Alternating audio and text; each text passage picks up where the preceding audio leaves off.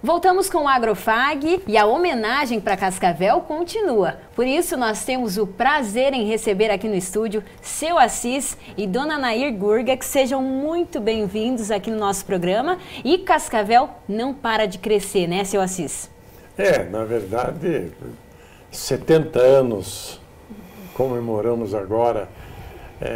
Cascavel, para quem chegou aqui em 59, onde nós não tínhamos praticamente nada, inclusive as terras eram tudo posse, não tinha documento, não tinha nada, era um puro sabambaial, que não era pinheiro, era sabambaia. E eu lembro muito bem naquela época que a tendência do povo, principalmente do Rio Grande do Sul e Santa Catarina, se deslocarem para Palotina, Toledo, Rondão, porque nunca se imaginava uma agricultura na nossa região aqui, principalmente no município de Cascavel.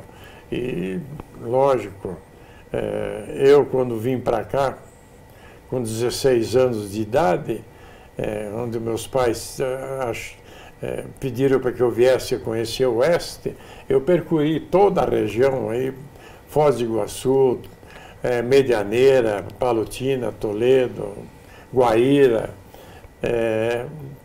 para nós se fixar numa dessas vilas, porque naquela época tudo era vila. Aí eu imaginei, falei, ó, Cascavel é um entroncamento e é ali que nós vamos ficar. Apesar de que o nosso ramo não era agricultura, o meu pai tinha uma bodeguinha lá e é o que nós pensamos em continuar na cidade onde é que nós moramos, que era Cruz Machado.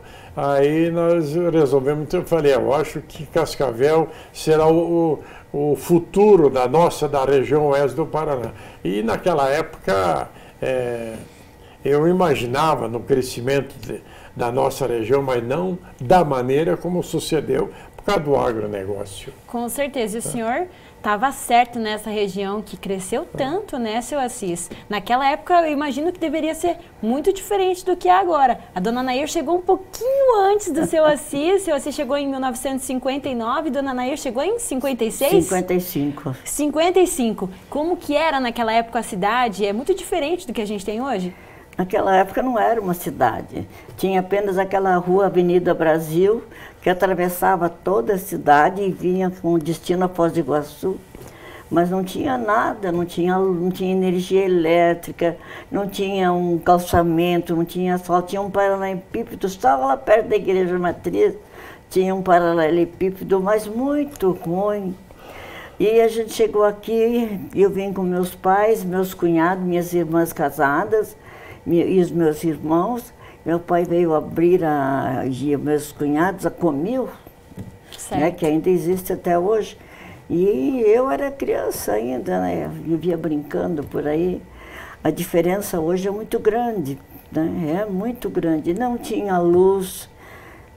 Olha, meu serviço de tarde era lavar os lampião, os vidros dos lampião e pôr querosene nos lampiões. Era o meu serviço de tardezinha fazer isso. Nossa. Então você vê a diferença que é hoje, né? Sim, com certeza. Não, a diferença. E o trabalho, já desde cedo, Dona Nair, a partir dos 15 anos de idade, a senhora já começou com o trabalho, seu Assis também, já desde cedo, trabalhando para construir uma realidade diferente para aquele município bem pequenininho.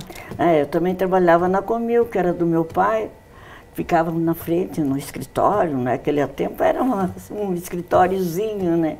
Mas eu ficava lá, trabalhando lá com muito orgulho. A gente, quando saía os primeiros telefones, meu Deus, a gente ficou encantado com aquele telefone.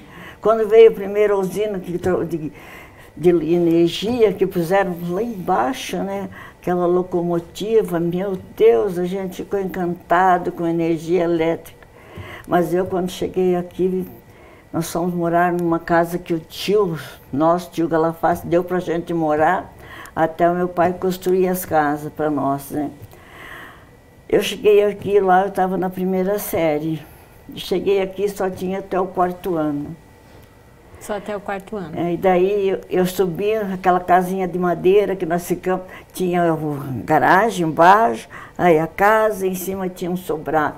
Eu ia naquela janela do sobrado, olhava para baixo assim, só mato, mato, mato. Eu lembrava da escola, eu chorava. Oh, meu Deus. Chorava. Tinha que de tarde buscar água, porque nem poço tinha. Pegava água numa vertente, longe uns 150 metros, mais ou menos, mais talvez, acho que até mais, uns 200 metros. Ia buscar água de noite, deixar tudo cheio de água.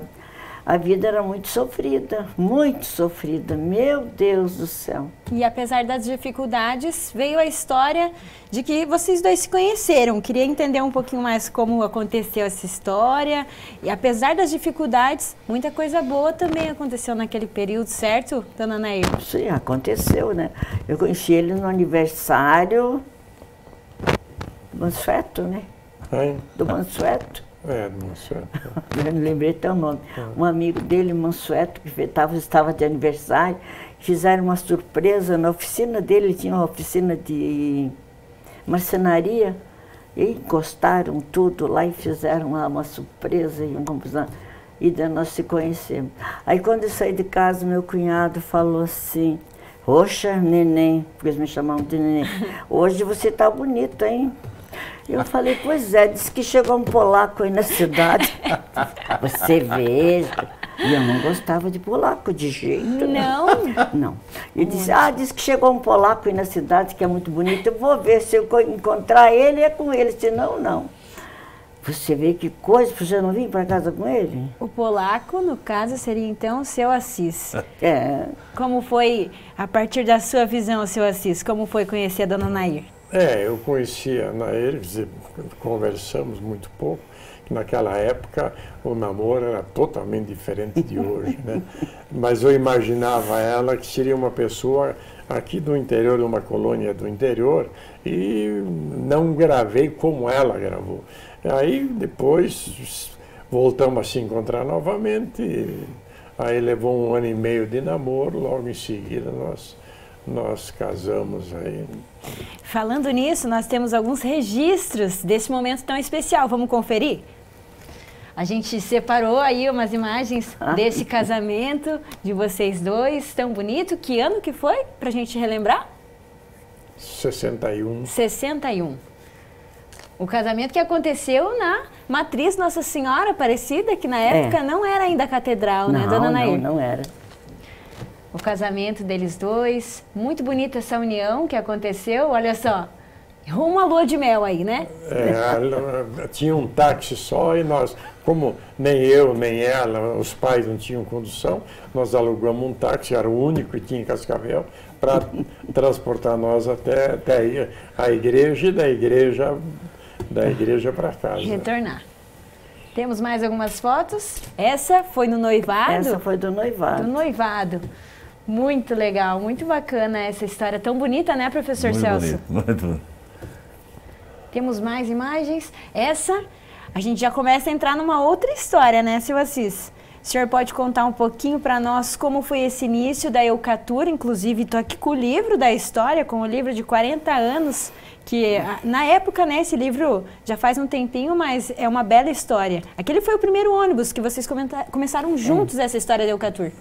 Foi o primeiro ônibus, que lá, desde quando eu morava lá em Cruz Machado, eu gostaria de trabalhar, se não ser dono de um ônibus, mais ou menos ser motorista de ônibus. Eu ainda era novo, 16 anos, falei, assim que eu tiver minha carteira de motorista, eu vou trabalhar com ônibus.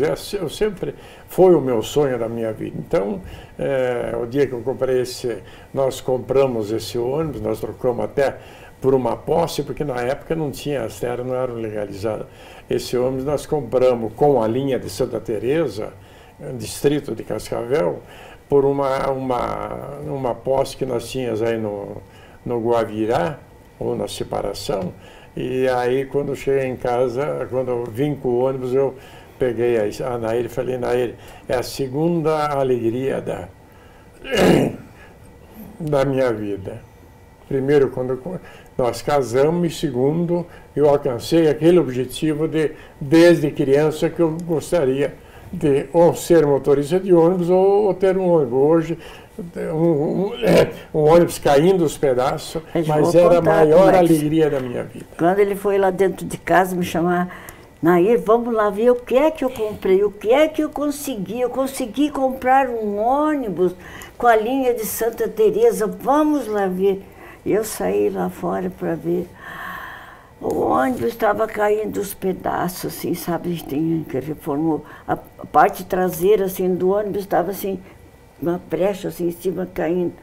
Eu pensei, o que é que este homem vai fazer com este ônibus, meu Deus? Ele estava contente, eu fiquei decepcionada, fiquei horrorizada, eu nunca esqueço isso. O que é que ele vai fazer com este ônibus?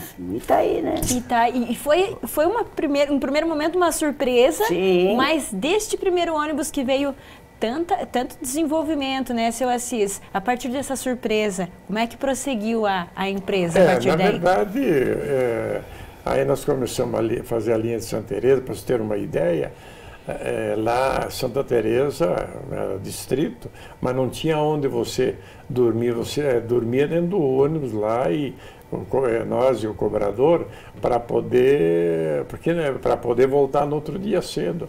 Depois, logo em seguida, a gente conseguiu contratar um motorista. Aí isso foi mais fácil, né? Senão eles levavam até o lanche para janta. Levavam tudo. Para daí jantar lá no ônibus, dormiam e outro dia cedo vinham. Daqui a Santa Teresa eles conseguiam fazer 2 viagens por dia. Trabalhado o dia todo. Em função da estrada. Em função da estrada. Muito ruim. Antônio, não posso fazer uma pergunta? O trecho não é esse que existe hoje. Ele tinha umas quebradas Passava pela serraria. Então levava tempo. Até porque não tinha passageiro para mais de 2 horários. Né? E aí nós começamos a abrir novas frentes. Mas naquela época, Cascavel, a região oeste do Paraná, elas já tinham sido, todas as boas linhas tinham sido tomadas pela Princesa dos Campos, na época era Rio Paraná e Sul-Americana e Nordeste. Não tinha onde você crescer, porque você ia atingir as linhas que já pertenciam a outras empresas. O que eu fiz? Capitão Leônidas Marques pertencia para Cascavel, mas para o pessoal vir pagar o imposto, eles tinham que vir por Capanema, pela área que foi hoje a reserva, pela Estrada do Colono, né? Estrada do Colono, sim. Então, o que nós fizemos? Aí acertamos com o INCRA o INDA na época, e para nós abrirmos uma estrada daqui a Capitão Leônidas, Santa Teresa Capitão. E foi o que nós fizemos. Abriu uma estradinha, porque para você ter uma ideia, o trator, a lâmina dele erguia com cabo de aço, não é hidráulica que nem hoje. Então, qualquer árvore, por pequena que fosse, ele já não conseguia fazer o serviço. Então, você e o teu engenheiro, conta quem era o teu engenheiro. Não, só até esqueceu. O padre lá de Capitão. Hein? Ah, sim, o Frei. O engenheiro era o Frei. E aí esse Frei me ajudou muito, né? Porque ele também era um incentivador que nem eu. Abrir essa ele estrada. Do lado de lá e eu daqui para lá, para nós se encontrar. Para você ter uma ideia, Celso, para nós ter o rumo, mas tanto o meu como o dele, nós soltava foguete, porque não tinha maneira nenhuma de você saber. Né? Hoje tem equipamento, você tem tudo. Então nós soltava foguete para bom, o caminho é esse, olha o foguete lá. Aí eu soltava aquele, ele soltava de lá. E era o Frei que ajudava. Essas histórias que enriquecem E aí quando abrimos a estrada, ainda o ônibus era muito difícil de passar, não tinha como. Aí nós fazíamos com Jeep 4 portas a linha, né? Mas logo em seguida foi melhorando, aí nós conseguimos adquirir mais um ônibus, aí dali nós já fomos para Boa Vista da Aparecida, também fizemos a mesma coisa. Do Rio do Salto para lá, do Rio do Salto para lá não tinha estrada, também abrimos as estradas. O senhor é o responsável, então, dessa integração das estradas aqui com Cascavel, sim, desbravador da região, né? Catanduva, Três Barras não tinha estrada. Então nós fomos abrindo essas regiões justamente para... Lógico, atrás disso tinha interesse meu de aumentar a nossa frota de ônibus. Né? Com então, certeza. foi uma época difícil quando por exemplo, o movimento maior era segunda-feira. E quem cuidava tanto da comida dos motoristas e da parte financeira de pagar as contas era a Nair. Quando chovia, ela se desesperava, porque, puxa, segunda-feira, dia que nós faturamos e não vai. A estrada não permitia Não isso, né? permitia. Inclusive, nós temos alguns registros que mostram essa realidade muito diferente. Olha só, o primeiro ônibus, né? Era lama pura. Era lama pura aqui na região, né? Inclusive, a gente... Eu ficava desesperada. Como é que eu ia pagar as contas, meu Deus? Está chovendo. Porque dependia justamente da viagem, né, dona Anaí? Chovia 2. Aí eu falava para os motoristas que tinham ficado, vou fazer sopa de molão para vocês, porque não tenho mais o que fazer. Nossa. Para você ter uma ideia... um desafio, realmente.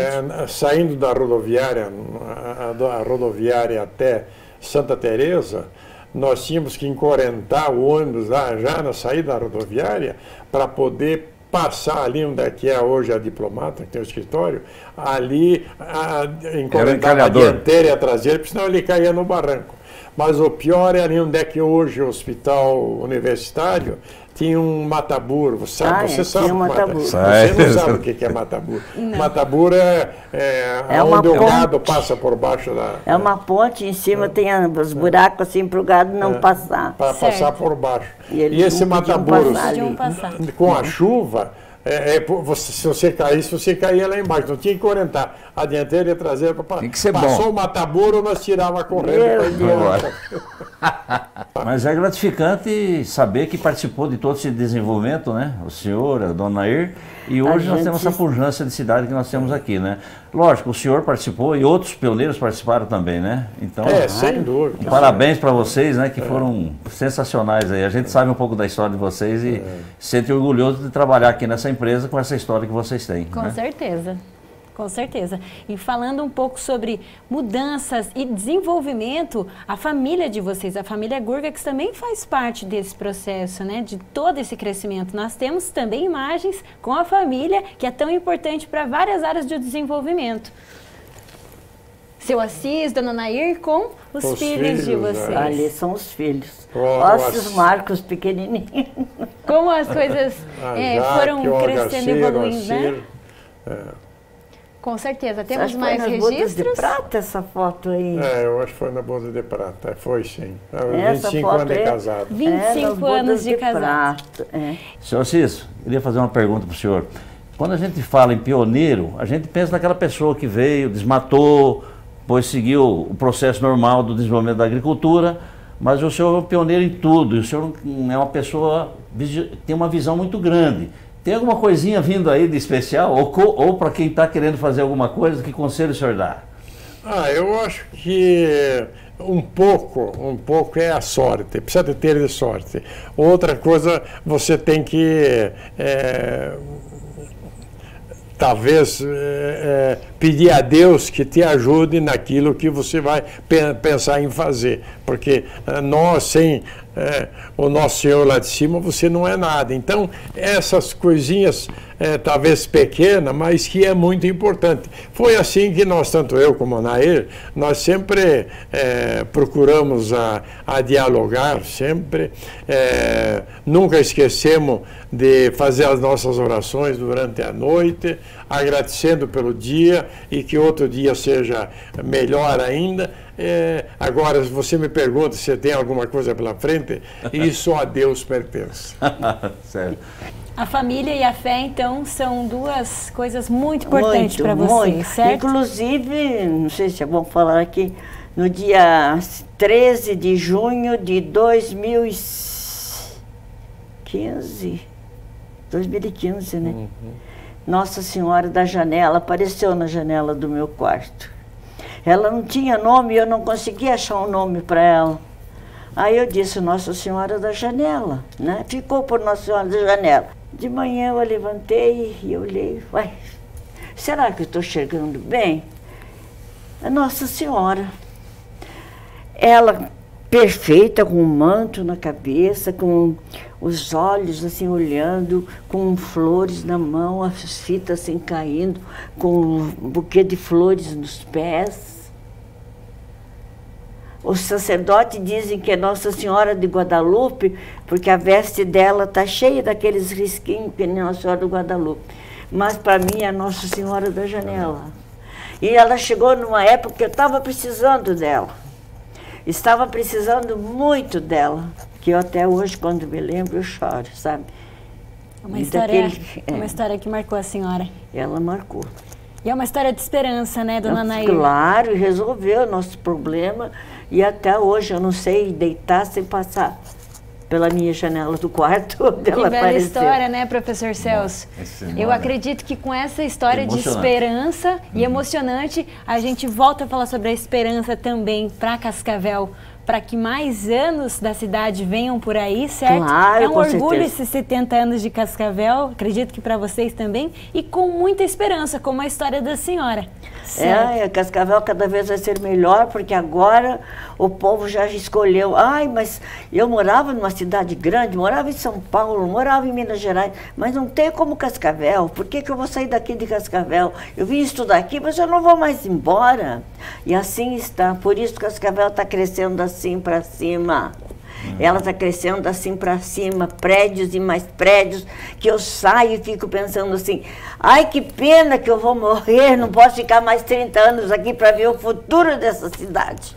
É verdade, para ver a beleza dessa cidade daqui a uns 10, 20 anos. Seu Assis, o senhor tem mais alguma coisa para acrescentar para Cascavel? Quero dizer que é um orgulho nós morarmos nessa cidade, justamente o que a Nelly falou, pelo povo que aqui mora, pelo povo que aqui administra, o povo do comércio, da indústria.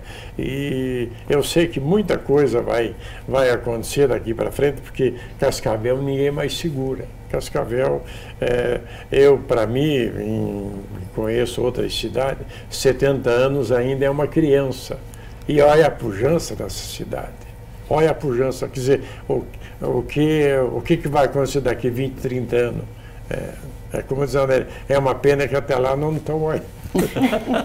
Muito bem, muito obrigada pela participação de vocês. Foi uma honra ter os senhores aqui conosco. Muito obrigada. Obrigado. Eu agradeço, né, pela oportunidade. Não sei se eu soube me expressar bem, mas eu desejo ao povo de Cascavel sucesso, sucesso, sucesso, que nós vamos junto com vocês.